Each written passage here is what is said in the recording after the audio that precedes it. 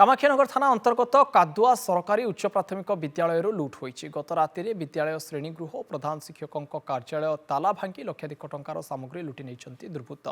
School लगी inverter LED TV tab समेत अन्य सामग्री लुट होता अभियोग होईछि।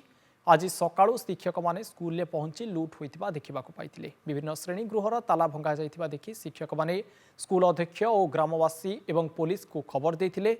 कामाक्षीनगर पुलिस घटनास्थल में पहुंची तदंत आरंभ करिछि। स्कूल परिसर लुट्रे व्यवहृत लुहा कटर और अन्य सामग्री को जबत करी पुलिस तदंत जारी रखिछि। विभिन्न जिनिस रखा जाइथिबा लुहा आलमीरा गुड़िक भंगा जाइथिबा देखा मिली।